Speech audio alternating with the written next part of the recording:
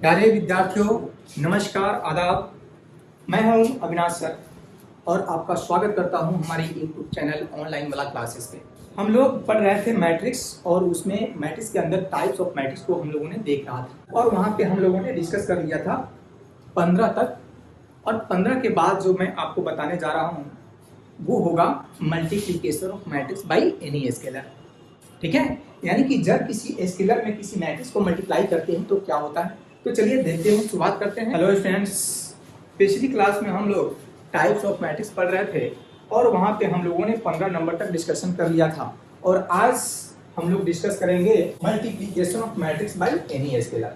जब किसी मैट्रिक्स में किसी कांस्टेंट से मल्टीप्लाई करते हैं तो वो मल्टीप्लाई कैसे किया जाता है ये हम लोग देखेंगे।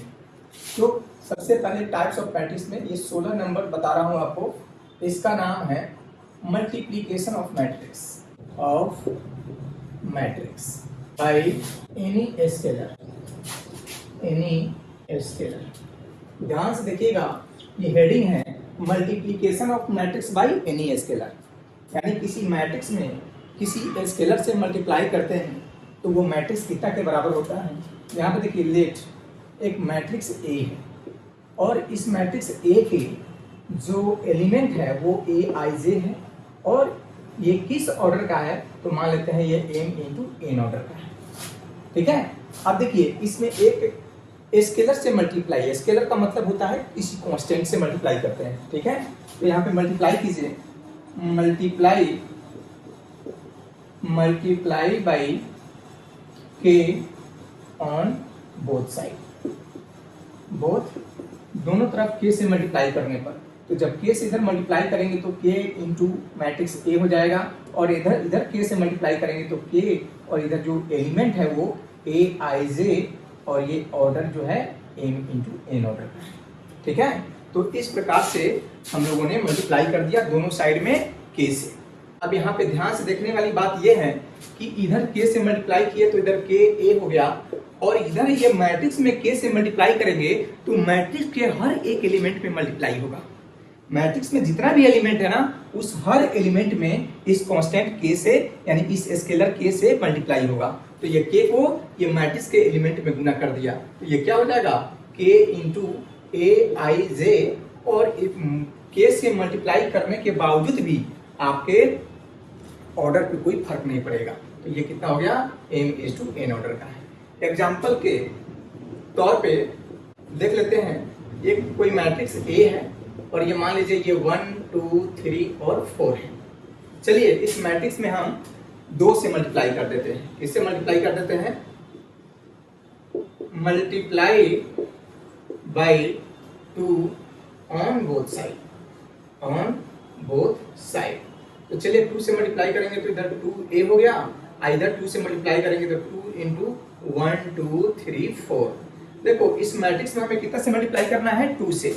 तो ये मैट्रिक्स के हर एलिमेंट में गुना करेंगे 2 से, तो ये हो गया 2a और यहाँ पे देखिए कैसे मल्टीप्लाई कर रहा हूँ। 2 में 1 से मल्टीप्लाई करेंगे 2, फिर 2 में 2 से मल्टीप्लाई करेंगे 4 और 2 में 3 से मल्टीप्लाई करेंगे 6 और 2 में 4 से मल्टीप्लाई करेंगे कितना हो गया 8। हमने क्या किया, यहाँ पे जो स्केलर है दैट मीन्स कांस्टेंट जो है उस कांस्टेंट को मैट्रिक्स के हर एलिमेंट में हमने मल्टीप्लाई कर दिया, मैट्रिक्स के हर एलिमेंट में मल्टीप्लाई कर दिया और यही कहलाता है multiplication of matrix by any scalar. यानी जब किसी कांस्टेंट को किसी मैट्रिक्स में मल्टीप्लाई करते हैं तो उसके हर एलिमेंट में मल्टीप्लाई करते हैं, यही तरीका है। तो ये हो गया multiplication of matrix by any scalar. अब हम लोग देखेंगे जो आपके मैट्रिक्स में सबसे ज्यादा इंपॉर्टेंट है वो है मल्टीप्लिकेशन ऑफ मैट्रिक्स। 17 नंबर देखेंगे, मल्टीप्लिकेशन ऑफ मैट्रिक्स।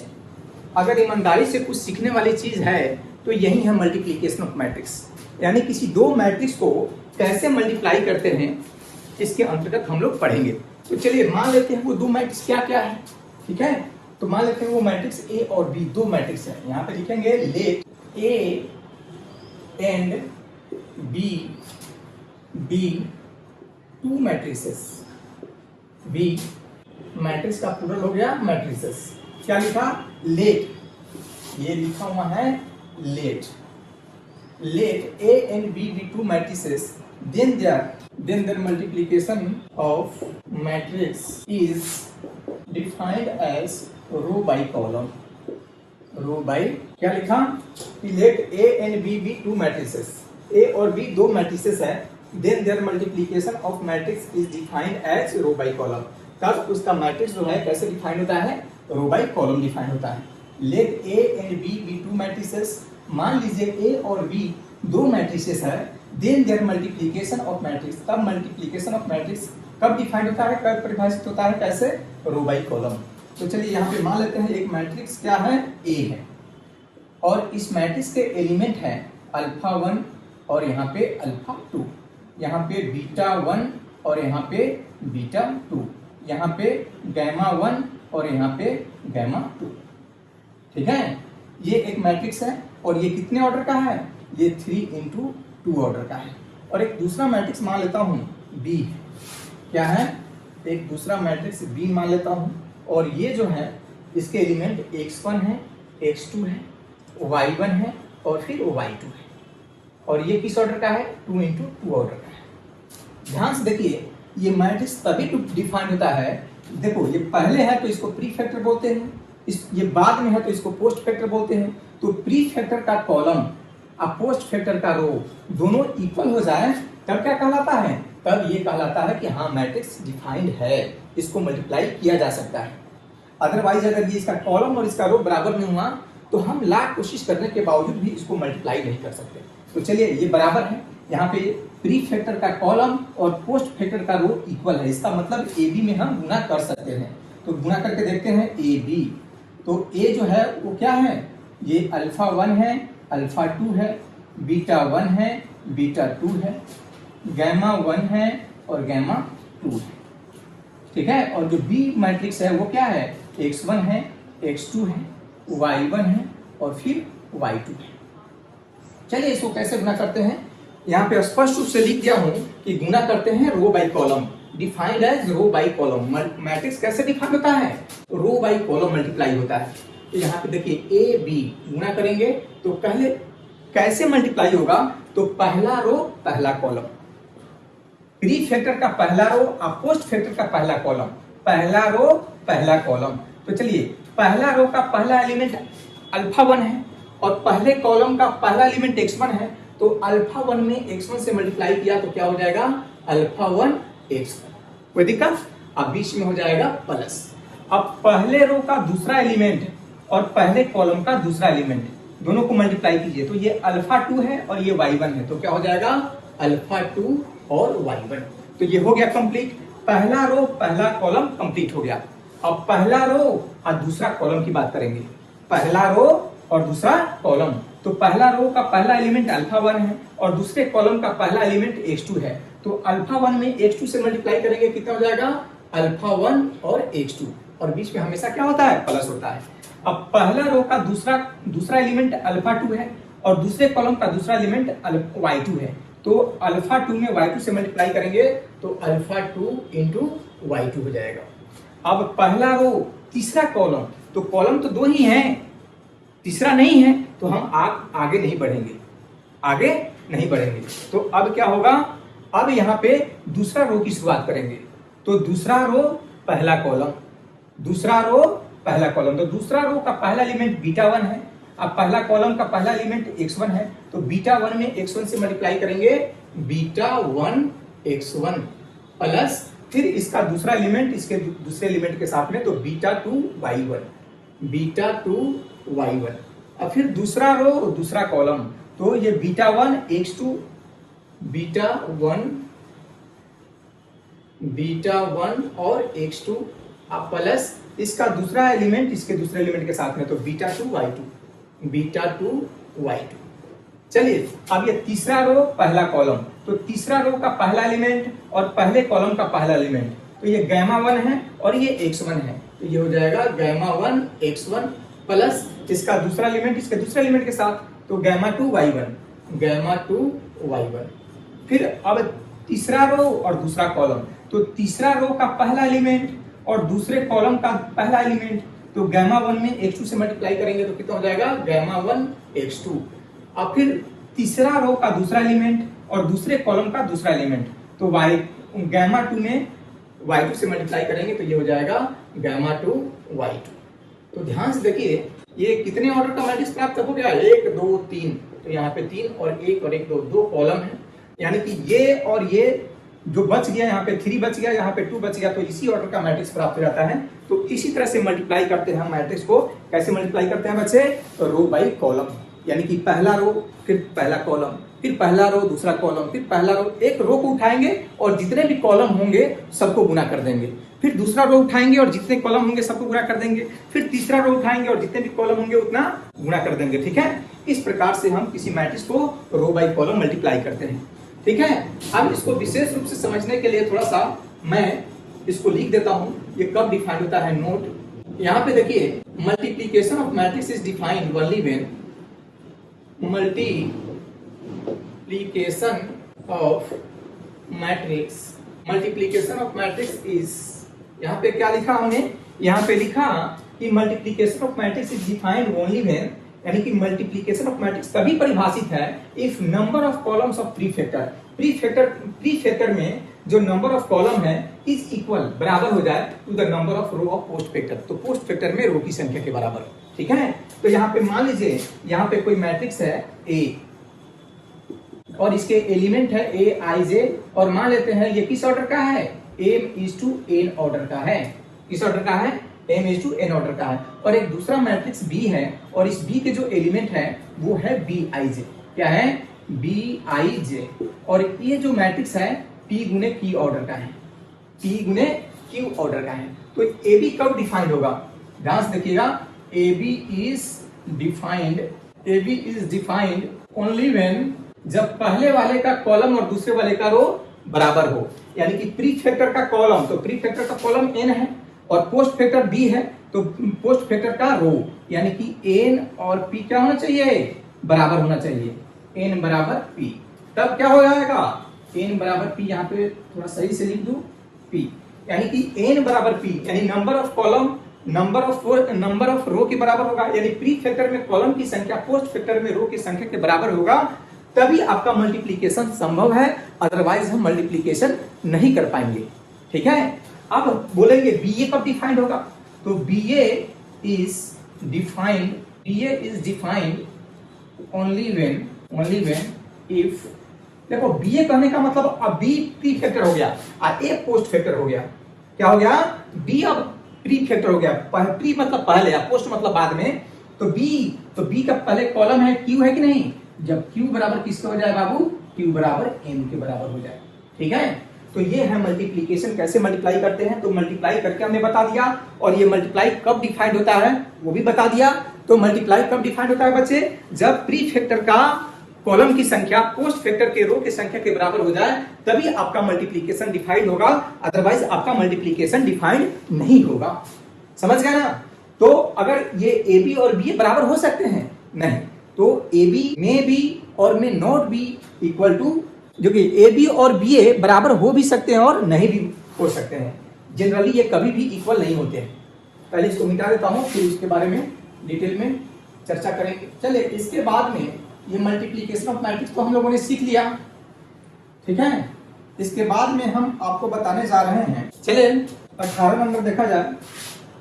18 नंबर में है transpose of matrix. Transpose of matrix, किसी मैट्रिक्स का ट्रांसपोज कैसे निकालते हैं ये देखना है। ठीक है, तो किसी मैट्रिक्स में रो को कॉलम में या कॉलम को रो में इंटरचेंज कर देना ही क्या कहलाता है, ट्रांसपोज कहलाता है।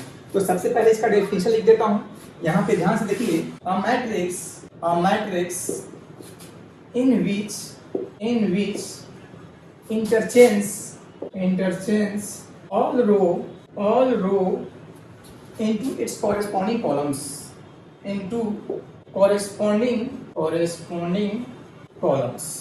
ठीक है। A matrix in which interchanging all row into its corresponding columns are called transpose of the matrix। क्या कहते हैं, transpose ऑफ द मैट्रिक्स, तब उसको मैट्रिक्स का ट्रांसपोज कहते हैं। यानी किसी भी मैट्रिक्स में जब उसके रो को उसके कॉरेस्पॉन्डिंग कॉलम में इंटरचेंज कर देते हैं, बदल देते हैं, तो वो क्या कहलाता है? ट्रांसपोज ऑफ मैट्रिक्स कहलाता है। एग्जाम्पल से बेहतर तरीके से समझेंगे हम लोग। यहाँ पे देखिए कोई मैट्रिक्स है, मान लीजिए कोई मैट्रिक्स कैपिटल ए है और इसके जो एलिमेंट है अपने मन से मान लेता हूँ एक्स वाई जेड फिर ए बी सी, और यहाँ पे देखा जाए ये देखिए इसका ट्रांसपोज निकालना है। क्या करना है? ट्रांसपोज निकालना है। तो चलिए ट्रांसपोज निकाल करके देख लेते हैं। सबसे पहले किसका ट्रांसपोज निकाल रहा हूं? ए का। तो लिखेंगे transpose of matrix A.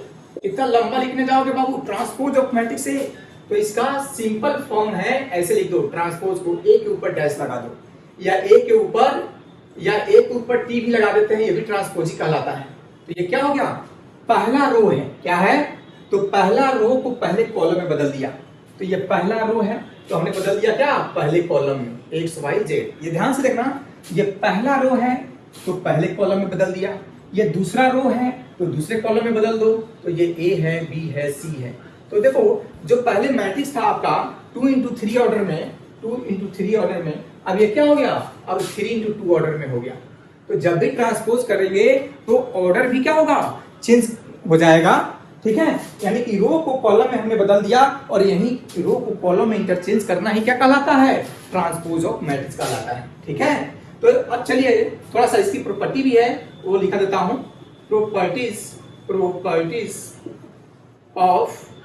Properties of transpose of matrix.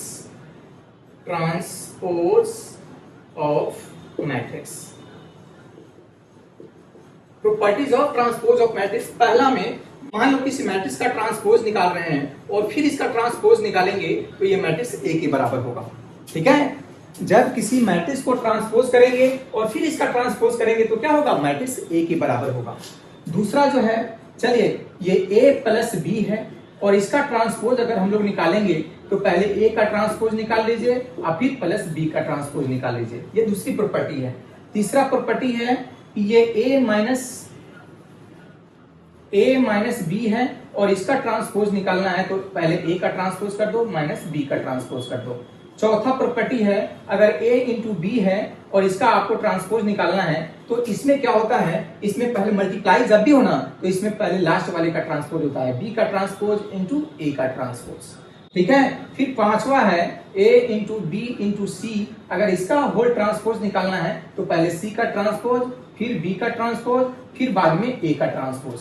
तो ये सब क्या है? ये सब प्रॉपर्टी है और इस प्रॉपर्टी की सहायता से हम लोग क्वेश्चंस को बनाएंगे। ठीक है, अब यहाँ पे 19 नंबर देखिए, ट्रेस ऑफ मैट्रिक्स। क्या करेंगे? Trace of matrix. आमतौर पे 11th क्लास में इसकी चर्चा नहीं है, 12th क्लास में इसकी चर्चा नहीं है, फिर भी बता देता हूं। Trace of matrix. ठीक है, तो ट्रेस ऑफ मैट्रिक्स क्या है? यहाँ पे बता दूं, sum of diagonal elements of a square matrix is called trace of matrix। यानी कि अगर कोई स्क्वायर मैट्रिक्स है तो उसके डायगोनल का सम ही क्या कहलाता है? ट्रेस ऑफ मैट्रिक्स कहलाता है। जैसे यही देख लीजिए, कोई मैट्रिक्स है ए और यहाँ पे ये X Y Z A B C और फिर 1 2 3। सबसे पहले ये स्क्वायर मैट्रिक्स है क्योंकि यहाँ पे बात हुआ है sum of diagonal element of a square matrix. तो स्क्वायर मैट्रिक्स है क्योंकि इसमें 3 रो है और 3 कॉलम है, और जब रो और कॉलम इक्वल हो जाए तो उसको कौन सा मैट्रिक्स बोलते हैं? तो उसको हम लोग बोलते हैं स्क्वायर मैट्रिक्स। तो स्क्वायर मैट्रिक्स के लिए रो और कॉलम इक्वल हो गया। अब बोलते हैं इसका डायगोनल का सम, यानी कि यही डायगोनल होता है, मैट्रिक्स का डायगोनल यही है। तो यहाँ पे क्या निकालेंगे? इस मैट्रिक्स का अगर ट्रेस निकालना हो तो कैसे लिखेंगे बाबू? Trace of matrix A. इतना लंबा लिखने जाओगे, लैंग्वेज में इतना लंबा लिखने की आवश्यकता नहीं है, सीधे इसका संक्षिप्त फॉर्म लिखो। ठीक है, इसका एब्रिविएटेड फॉर्म लिखो, ट्रेस ऑफ मैट्रिक्स ए। तो क्या होगा? डायगोनल पे जो एलिमेंट है उसका सम। तो डायगोनल पे क्या है? x है, b है, 3 है, तो x प्लस फिर कितना है b है अब प्लस 3, तो यही क्या कहलाएगा, यही कहलाएगा ट्रेस ऑफ मैट्रिक्स A। यानी कि जो भी स्क्वायर मैट्रिक्स होगा तो उसके डायगोनल वाले एलिमेंट को जब हम लोग ऐड कर देंगे, देखिए डायगोनल वाले element x plus B plus 3, तो वही क्या कहलाएगा, ट्रेस ऑफ मैट्रिक्स कहलाएगा। अब हम लोग देखेंगे ट्रेस के बाद में सिमेट्रिक मैट्रिक्स। कौन सी मैट्रिक्स देखेंगे, सिमेट्रिक मैट्रिक्स। 20 नंबर देख लो बच्चे, यहाँ पे क्या करेंगे, 20 नंबर जो है वो है सिमेट्रिक मैट्रिक्स। कौन सी मैट्रिक्स, देखो सिमेट्रिक मैट्रिक्स पहले होता क्या है, तो एक ऐसा स्क्वायर मैट्रिक्स जिसमें डायगोनल से समान दूरी पे जो एलिमेंट है वो इक्वल होना चाहिए, तो वैसे मैट्रिक्स को क्या बोलते हैं हम लोग, वैसे मैट्रिक्स को सिमेट्रिक मैट्रिक्स बोलते हैं। चलिए पहले इसको लिख देता हूं डेफिनेशन को, उसके बाद में हम समझाने का प्रयास करते हैं, ठीक है। तो सबसे पहले लिख दूं स्क्वायर मैट्रिक्स। स्क्वायर मैट्रिक्स तभी होगा जब डायगोनल बनेगा बाबू, अदरवाइज स्क्वायर मैट्रिक्स नहीं होगा तो डायगोनल नहीं बनेगा। तो इसलिए हमें मजबूरी है कि स्क्वायर मैट्रिक्स एक ऐसा वर्ग आव्यूह, स्क्वायर मैट्रिक्स इन विच, जिसमें इन विच इक्विडिस्टेंट एलिमेंट, इक्विडिस्टेंट दो वर्ड से बना हुआ है बाबू, इक्वल जोड़ डिस्टेंस, यानी समान दूरी पे, उसको दोनों को क्या कर दिया है, दोनों को ऐड कर दिया गया है, इक्वल को और डिस्टेंस को, और उसका कॉम्बो बना दिया गया है इक्विडिस्टेंट। मतलब ये दो वर्ड से बना हुआ है, इक्वल जोड़ डिस्टेंस, यानी समान दूरी पे। क्या कहेंगे, और square matrix in which equidistant elements from the diagonal are equal. क्या लिखा, a square matrix in which equidistant elements from the diagonal are equal is called symmetric matrix, is called symmetric। क्या लिखा कि स्क्वायर मैट्रिक्स में diagonal से समान दूरी पे जो एलिमेंट है वो क्या होना चाहिए, इक्वल होना चाहिए, तब हम उस मैट्रिक्स को क्या कहेंगे, सिमेट्रिक मैट्रिक्स कहेंगे। एग्जांपल से बेहतर समझ में आएगा आपको, और इसको पहले मैथ की भाषा में भी लिख सकते हैं, राइट मैथमेटिकली, राइट, ध्यान से देखिए, मैथमेटिक्स की भाषा में भी इसको लिख सकते हैं। ये स्क्वायर मैट्रिक्स है तो निश्चित रूप से क्या होना चाहिए, m बराबर n, और वो है हर एलिमेंट aij और aj दोनों क्या होना चाहिए, aij और aj इक्वल होना चाहिए फॉर ऑल i बराबर j नहीं हो वहां के लिए, ठीक है। तो देखिए कैसे इसको समझाने का प्रयास करते हैं, एग्जाम्पल के माध्यम से समझेंगे। एग्जाम्पल क्या है, एग्जाम्पल 1 देते हैं, तो किसी भी मैट्रिक्स को कैपिटल अल्फाबेट से सूचित करते हैं, और यहाँ पे देखिए A H G, फिर H B F, फिर यहाँ पे G F और C, इसको गौर से देखिए, और यही आपका डायगोनल है। तो डायगोनल से क्या बोला है कि अ स्क्वायर मैट्रिक्स, क्या ये स्क्वायर मैट्रिक्स है, बिल्कुल है, क्योंकि 3x3 ऑर्डर का है, तो रो और कॉलम इक्वल है तो स्क्वायर मैट्रिक्स ही होगा। तो अ स्क्वायर मैट्रिक्स इन विच, जिसमें equidistant element from the diagonal are equal, यानी डायगोनल से समान दूरी पे जो होना चाहिए वो एलिमेंट इक्वल होने चाहिए। तो देखिए यही डायगोनल है, इससे समान दूरी पे, जितना दूरी पे h ऊपर है उतना ही दूरी पे h नीचे है कि नहीं है, और जितना दूरी पे g ऊपर है उतना ही दूरी पे g नीचे भी है। तो जितना इस डायगोनल से जितना दूरी पे f ऊपर है उतना ही दूरी पे f नीचे भी है। तो वही तो कहा गया है कि डायगोनल से समान दूरी पे जो एलिमेंट है वो क्या है, इक्वल होनी चाहिए, तब ऐसे मैट्रिक्स को क्या कहते हैं, तो ऐसे मैट्रिक्स को बोलते हैं हम लोग सिमेट्रिक मैट्रिक्स। क्या बोलते हैं बच्चे, ऐसे मैट्रिक्स को क्या बोलते हैं, सिमेट्रिक मैट्रिक्स। और सिमेट्रिक मैट्रिक्स की एक बड़ी विशेषता है, जब इसका ट्रांसपोज करोगे तो इतना खुद के बराबर हो जाएगा। तो चलिए इसका ट्रांसपोज करके दिखाते हैं। ये पहला रो है तो क्या हो जाएगा, पहला कॉलम हो जाएगा। ये दूसरा रो है तो दूसरा कॉलम हो जाएगा HBF। ये दूसरा रो है तो HBF से हम दूसरा कॉलम बना लेंगे HBF। और तीसरा रो है, इसे तीसरा कॉलम बना लेंगे तो GFC। लेकिन इंटरचेंज करने के बावजूद भी इसमें कोई बदलाव आया, देख तो फिर AHG, HBF, GFC, GFC, बदलने के बावजूद भी कोई फर्क नहीं पड़ा, यानी कि इसका ट्रांसपोज करने के बावजूद भी ये मैट्रिक्स A के बराबर ही आया। तब हम लोग कहते हैं क्या कि A इज सिमेट्रिक मैट्रिक्स। कौन सी मैट्रिक्स, सिमेट्रिक मैट्रिक्स, समझे। तो सिमेट्रिक मैट्रिक्स की पहचानने का तरीका क्या है, सिमेट्रिक मैट्रिक्स को कैसे पहचानोगे, तो सबसे पहले उस मैट्रिक्स का ट्रांसपोज कर देंगे। अगर वो मैट्रिक्स ट्रांसपोज करने के बावजूद भी मैट्रिक्स पे कोई फर्क नहीं पड़ रहा है, मैट्रिक्स के बराबर ही आ गया, तब हम उस मैट्रिक्स को क्या कहेंगे, then A is called the symmetric matrix. ठीक है, क्या इसकी पहचान है बच्चे कि उस मैट्रिक्स को ट्रांसपोज करेंगे और वो ट्रांसपोज करने के बावजूद भी वो मैट्रिक्स क्या है, उतना ही के बराबर आ गया, खुद के बराबर आ गया, तब हम वैसे मैट्रिक्स को क्या कहेंगे, वैसे मैट्रिक्स को सिमेट्रिक मैट्रिक्स कहेंगे। ठीक है, अब इसके पहचानने का तरीका भी थोड़ा सा दिखा देता हूं, इसको खत्म करके कैसे जानेंगे कि कोई मैट्रिक्स सिमेट्रिक है या एसक्यू सिमेट्रिक है। ठीक है, तो इसके लिए सबसे पहले आंख बंद करके उस मैट्रिक्स का ट्रांसपोज निकालना होगा। अगर वो ट्रांसपोज मैट्रिक्स के बराबर आ गया तो क्या कहेंगे, सिमेट्रिक। ठीक है, देखिए यही है पहचानने का तरीका है फॉर सिमेट्रिक मैट्रिक्स, और सिमेट्रिक मैट्रिक्स।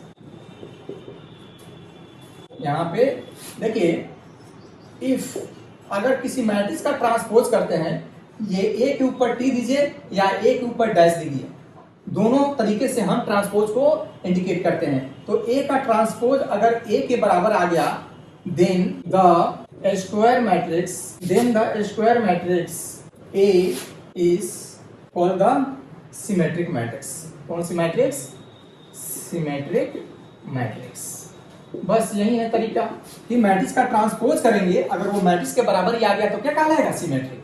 जैसे कि एग्जांपल के तौर पे आपको बताता हूं, ये कोई मैट्रिक्स है और ये 1 2 3 5 7 3 7 और 8।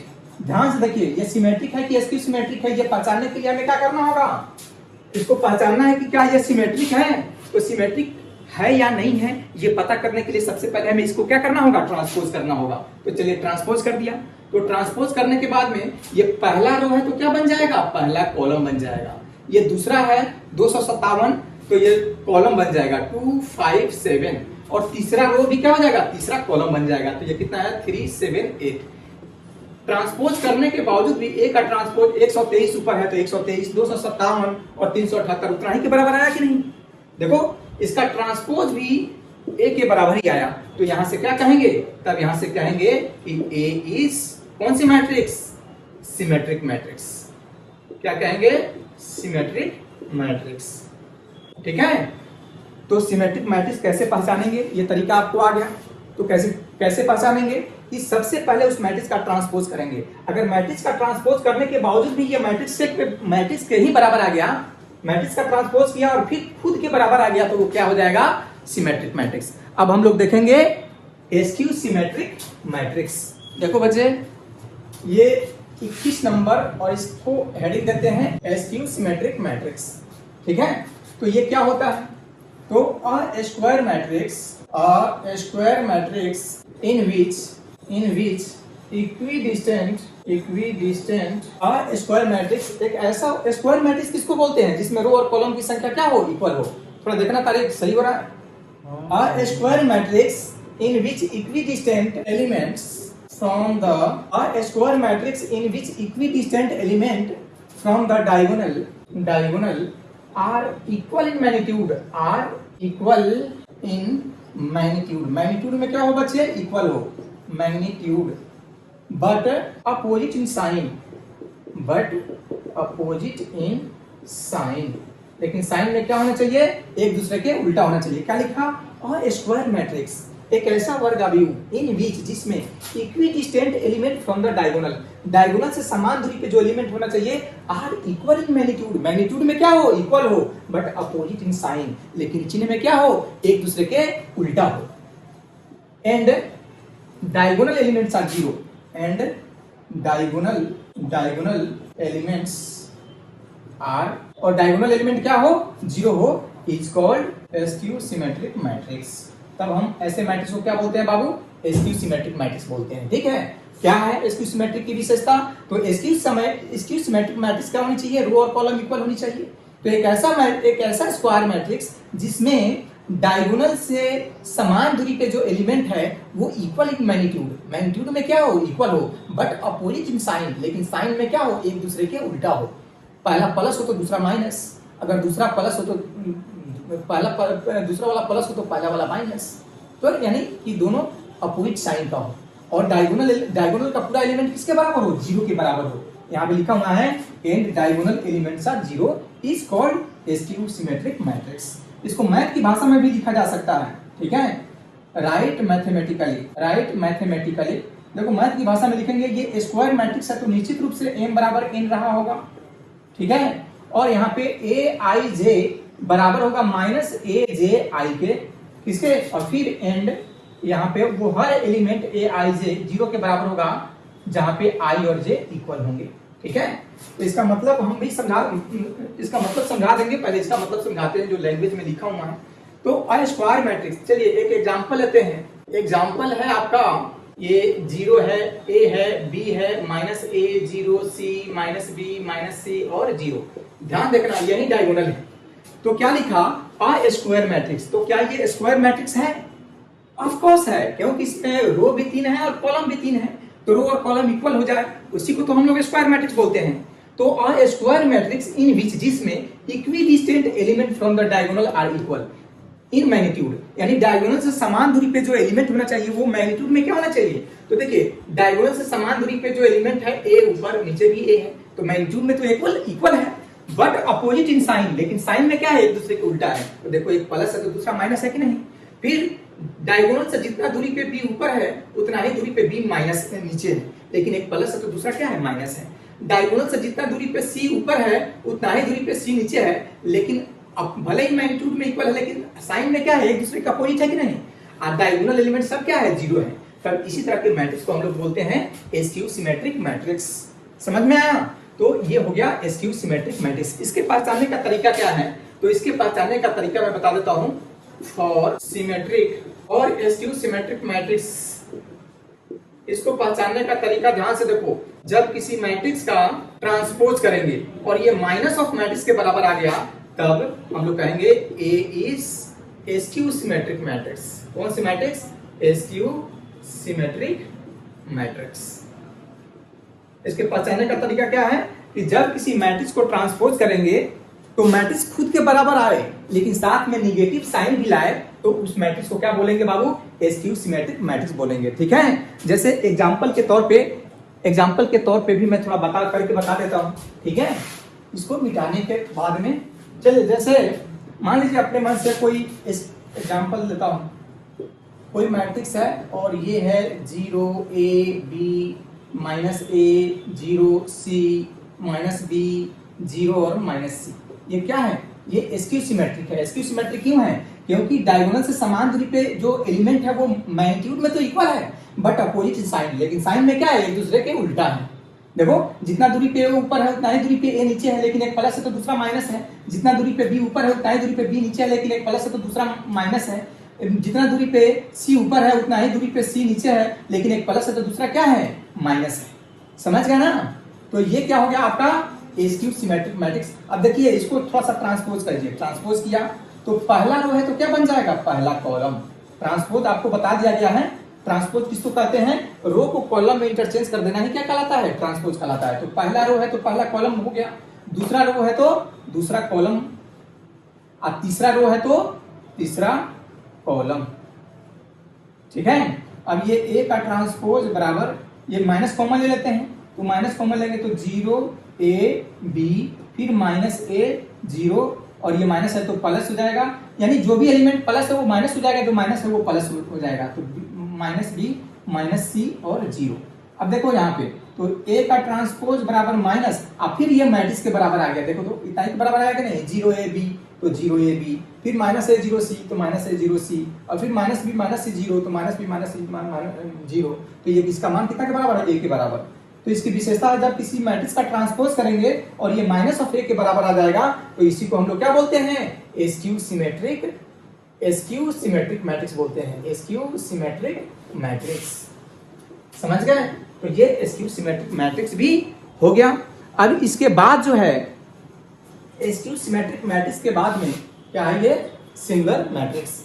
एक ऐसा मैट्रिक्स जिसका डिटर्मिनेंट निकाले और उसका डिटर्मिनेंट 0 के बराबर हो जाता है, तो वैसे मैट्रिक्स को क्या बोलते हैं, सिंगुलर मैट्रिक्स बोलते हैं। जैसे अ मैट्रिक्स से to be singular matrix, a matrix is said to be singular if determinant of matrix is equal to 0।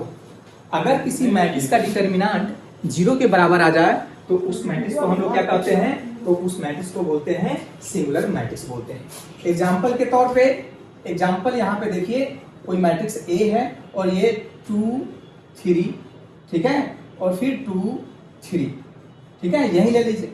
तो देखिए इसका डिटर्मिनेंट अगर हम निकालें, डिटर्मिनेंट निकालें तो ये 2 3 3 2 3।